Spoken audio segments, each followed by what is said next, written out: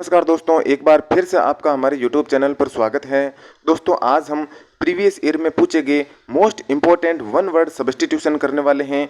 अगर दोस्तों इनके आंसर आपको आते हैं तो आपको कमेंट बॉक्स में मेरे को लिख करके बताना है। आज का सेशन दोस्तों बहुत ही इंपॉर्टेंट होने वाला है।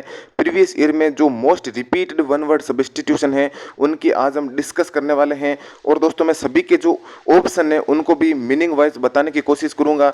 जितने भी जो ऑप्शन है ए बी सी डी उनको सबको मैं दोस्तों बताने की कोशिश करूंगा। तो दोस्तों करते हैं सेशन की शुरुआत बिना किसी देरी के।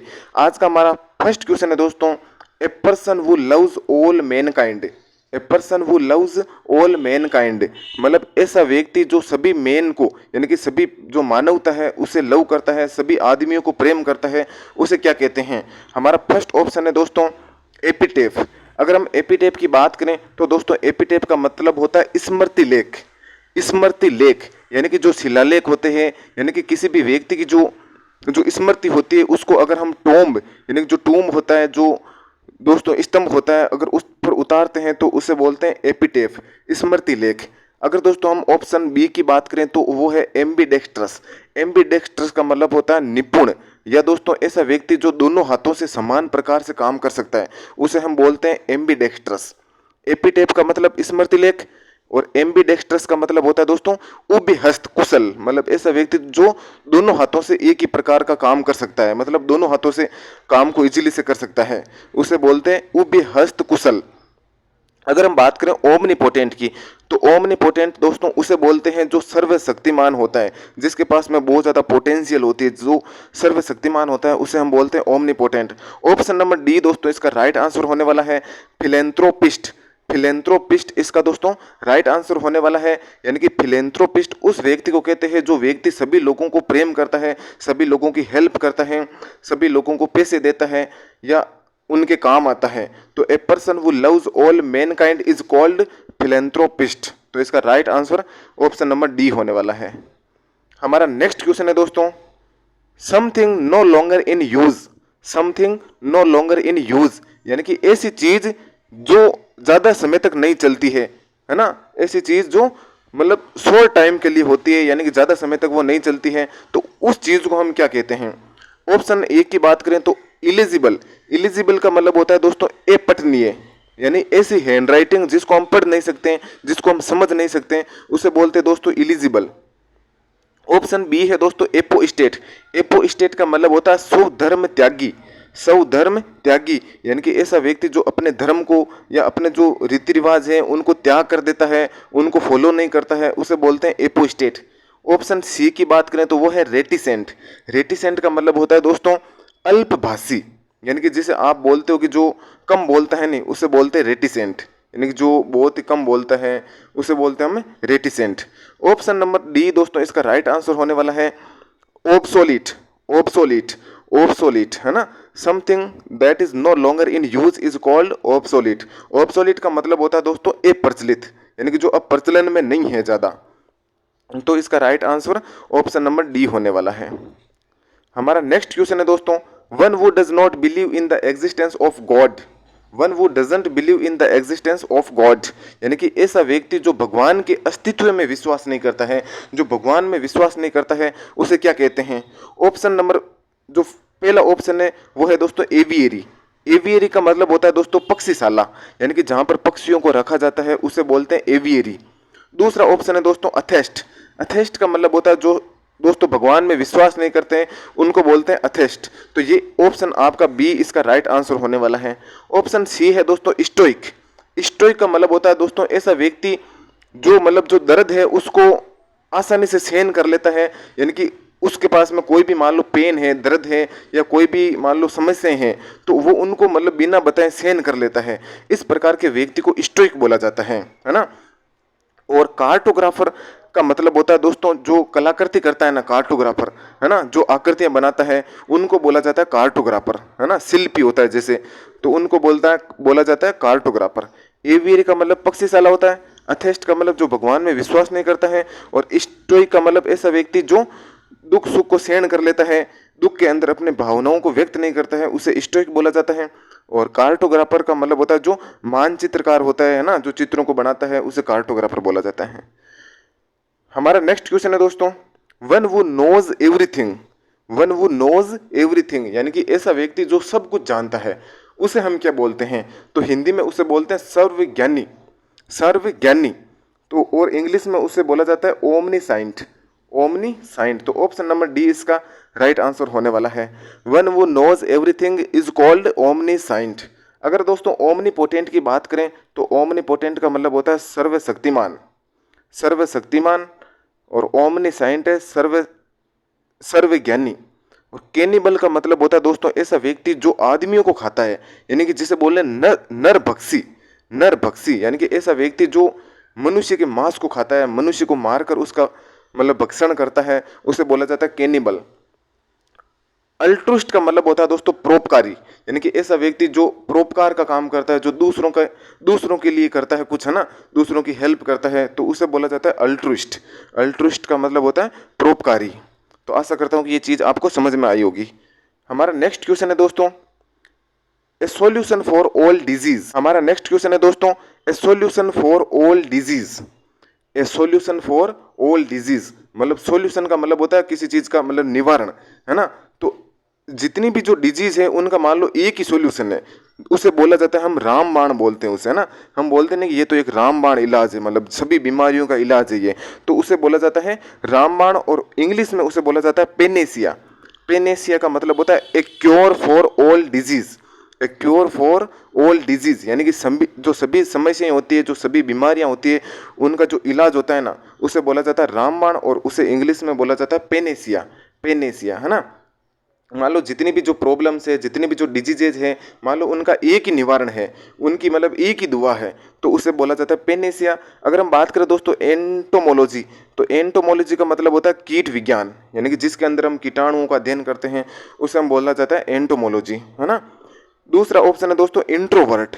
इंट्रोवर्ट का मतलब होता है दोस्तों अंतर्मुखी, यानी कि ऐसा व्यक्ति जो मतलब ज़्यादा बोलता नहीं है, जो अपने आप में खुश रहना चाहता है, उसे बोला जाता है इंट्रोवर्ट, अंतर्मुखी, है ना।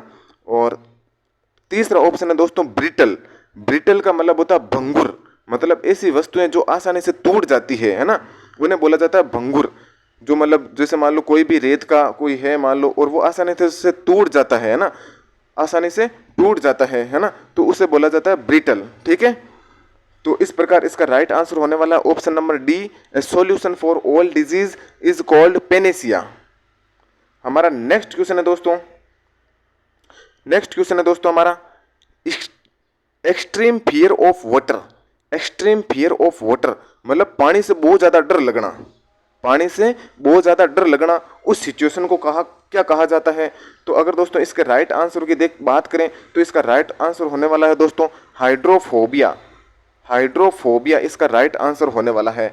हाइड्रोफोबिया का मतलब होता है दोस्तों पानी से डर, पानी से अत्यधिक डर लगना। अगर बात करें क्लेस्ट्रोफोबिया की, तो क्लेस्ट्रोफोबिया का मतलब होता है दोस्तों मतलब ऐसी चीज से डर लगना जो अपने आप में बंद है। मान लो बंद जगह से किसी को व्यक्ति को डर लगता है ना, तो उसे बोला जाता है दोस्तों क्लेस्ट्रोफोबिया। मान लो एक बंद कमरा है और आपको उस बंद कमरे से डर लग रहा है, तो उसे बोलोगे आप क्लेस्ट्रोफोबिया, है ना। किसी भी बंद जगह से अगर आपको डर लगता है तो उसे बोला जाता है दोस्तों क्लेस्ट्रोफोबिया। और फोबिया का मतलब होता है दोस्तों डर, है ना। फोबिया का मतलब होता है डर। अगर बात करें एम्फीबियंस की, तो एम्फीबियंस का मतलब होता है उभयचर, है ना। उभयचर का मतलब होता है ऐसा जीव जो जमीन पर और पानी पर दोनों जगह रह सकता है, उसे बोले हम उभयचर। जैसे मेंढक अपने आप में एम्फीबियंस होता है ना, मेंढक अपने आप में क्या होता है? एम्फीबियंस होता है। अगर बात करें एक्रोफोबिया की, तो एक्रोफोबिया का मतलब होता है हाइट से डर लगना। मान लो ऊंचाई, जैसे जैसे हम ऊंची चीज़ों पर जाते हैं ना, जैसे पहाड़ पर जाते हो आप या कोई बड़ी ऊंची चीज़ों पर जाते हो, तो वहाँ से अगर आपको डर लगता है ना, तो उसे बोला जाता है एक्रोफोबिया। हाइड्रोफोबिया का मतलब जल से डर लगना, क्लेस्ट्रोफोबिया का मतलब बंद जगह से डर लगना, और एक्रोफोबिया का मतलब ऊंचाई से डर लगना।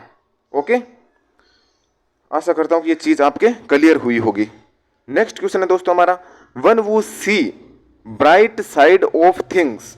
One who sees bright side of thing मतलब ऐसा व्यक्ति जो चीज़ों को पॉजिटिव तरीके से देखता है ना। एक तो हम चीज़ों को नेगेटिव तरीके से देखते हैं और एक हम चीज़ों को पॉजिटिव तरीके से देखते हैं, तो उसे बोला जाता है दोस्तों आशावादी। उसे क्या बोला जाता है? आशावादी। तो इसका राइट आंसर होने वाला है दोस्तों option number B, optimist. Optimist का मतलब होता है आशावादी, यानी कि जो व्यक्ति अच्छाइयों को देखता है, बुराइयों को नहीं देखता है ना।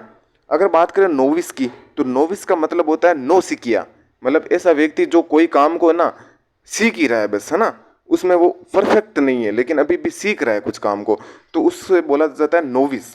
अगर बात करें पेसिफिस्ट की, तो पेसिफिस्ट का मतलब होता है शांतिवादी, यानी कि ऐसा व्यक्ति जो शांति में जीना चाहता है, जो जो युद्ध होते हैं या जो कोई लड़ाई होती है उससे मतलब बचता है और उसको शांति प्रिय होती है, तो उसे बोला जाता है पेसिफिस्ट।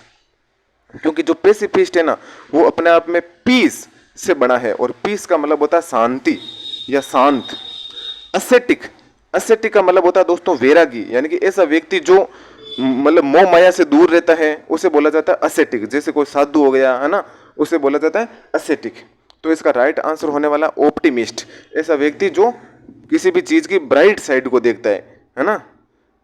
हमारा नेक्स्ट क्वेश्चन है दोस्तों, one who unable to pay his डेप्ट, one who is unable to pay his debts, यानी कि ऐसा व्यक्ति जो अपना कर्ज चुकाने में असफल है, ऐसा व्यक्ति जो अपना जो कर्ज है ना उसको नहीं चुका पा रहा है, तो उसको हम बोलते हैं दोस्तों दिवालिया।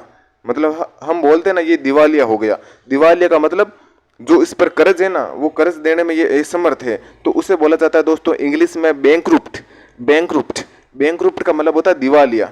अगर बात करें दोस्तों मार्टियर की, तो मार्टियर का मतलब होता है शहीद, ऐसा व्यक्ति जो अपने देश के लिए मर जाता है, अपने धर्म के लिए मर जाता है, उसे बोला जाता है मार्टियर। एक्वेटिक का मतलब होता है दोस्तों जल से संबंधित, यानी कि जो चीजें जल से संबंधित होती है ना, जलीय, उन्हें बोला जाता है एक्वेटिक। ग्लूटेन का मतलब होता है दोस्तों ऐसा व्यक्ति जो बहुत ज्यादा खाता है, जिसको खाने का बहुत ज्यादा शौक है, उसे बोला जाता है ग्लूटेन। क्या बोला जाता है? ग्लूटेन। तो इसका राइट आंसर होने वाला बैंकरुप्ट, दिवालिया, ऐसा व्यक्ति जो अपना कर्ज चुकाने में असफल है या असमर्थ है। हमारा नेक्स्ट क्वेश्चन है दोस्तों, ए पर्सन वो डिसलाइक्स वुमन, मतलब ऐसा साला आदमी जो जो वुमन को डिसलाइक करता है, जिसे मतलब औरतें हैं ना वो पसंद नहीं है ना, तो उसे क्या बोला जाता है? ऐसा व्यक्ति जो वुमन को डिसलाइक करता है, उसको लाइक नहीं करता है, उसको लव नहीं करता है, महिलाओं से हेट करता है, तो उसे बोला जाता है दोस्तों मिसोगाइनिस्ट। उसे क्या बोला जाता है? मिसोगाइनिस्ट बोला जाता है। ऐसा व्यक्ति जो वुमन से डिसलाइक करता है उसे मिसोगाइनिस्ट बोला जाता है। अगर बात करें इफेमिनेट की, तो इफेमिनेट का मतलब होता है ऐसा आदमी जो औरत की तरह दिखता है, ऐसा आदमी जो औरत की तरह दिखता है उसे बोला जाता है इफेमिनेट। मान लो कोई आदमी है और उसके जो लक्षण है ना वो लुगाई की तरह है, औरत की तरह है ना, लड़कियों की तरह है, उसकी आवाज़ हो गई या उसका शरीर हो गया है ना, अगर इस प्रकार का आदमी है तो उसे बोला जाता है इफेमिनेट। अगर बात करें रेक्ल्यूज की, तो रेक्ल्यूज का मतलब होता है एकांतवासी। रेक्ल्यूज का मतलब होता है एकांतवासी, जो एकांत में रहना पसंद करता है। अगर बात करें मिसोगेमी की, तो मिसोगेमी का मतलब होता है ऐसा व्यक्ति या ऐसी औरत जो शादी करने से डरती है, जो शादी से घृणा करती है, मतलब विवाह नहीं करना चाहती है ना, तो उसे बोला जाता है मिसोगेमी। क्या बोला जाता है? मिसोगेमी। तो आपको ध्यान रखना है कि मिसोगाइनिस्ट का मतलब होता है औरत से नफरत करने वाला, और मिसोगेमी का मतलब होता है विवाह से नफरत करने वाला। तो आपको इनसे कंफ्यूज नहीं होना है। ओके, हमारा नेक्स्ट क्वेश्चन है दोस्तों, ए पर्सन वो लव्स और कलेक्ट्स बुक्स, ए पर्सन वो लव्स और कलेक्ट्स बुक्स, मतलब ऐसा व्यक्ति जो किताबों से प्रेम करता है और किताबों का संग्रह करता है, उसे क्या कहा जाता है? तो उसे कहा जाता है दोस्तों बिब्लियोफाइल। उसे कहा जाता है मेरे दोस्त बिब्लियोफाइल। बिब्लियोफाइल का मतलब होता है ऐसा व्यक्ति जो पुस्तक प्रेमी होता है ना, उसे बोला जाता है बिब्लियोफाइल। अगर बात करें दोस्तों मिंट की, तो मिंट का मतलब होता है टकसाल। मिंट का मतलब होता है टकसाल, मतलब ऐसी जगह जहां पर जो सिक्के होते हैं ना, जहां पर जो मुद्रा होती है उनको बनाया जाता है, उसे बोला जाता है टकसाल, मिंट, है ना। अगर बात करें ब्लेसफेमी की, तो ब्लेसफेमी का मतलब होता है ईश्वर निंदा, मतलब ऐसा व्यक्ति जो ईश्वर की निंदा करता है, जो भगवान के बारे में या जो कुछ अच्छी चीजें हैं उनके बारे में गलत चीजें बोलता है, तो उनको बोला जाता है ब्लेसफेमी। अगर बात करें दोस्तों इलेजी की, तो इलेजी का मतलब होता है शोक गीत, यानी कि दुख प्रकट करने वाला गीत, यानी कि किसी के दुख पर गाया जाने वाला जो गीत होता है ना, उसे बोला जाता है दोस्तों इलेजी। तो आशा करता हूं कि दोस्तों ये क्लास आपको अच्छी लगी होगी। मैंने दोस्तों हर ऑप्शन को बताने की कोशिश की है। अगर दोस्तों समझ में नहीं आई है तो चीज़ें आपको वीडियो को दोबारा देखना है। मैं भरोसा दिलाता हूं कि दोस्तों ये बहुत ही इंपॉर्टेंट क्वेश्चन है, बहुत ही रिपीटेड वन वर्ड है दोस्तों। तो दोस्तों आशा करता हूँ कि ये चीज़ समझ में आई होगी। समझ में आई है तो दोस्तों लाइक कर देना, सब्सक्राइब कर देना और कमेंट कर देना दोस्तों। मिलते हैं अगले सेशन में, तब तक के लिए बाय।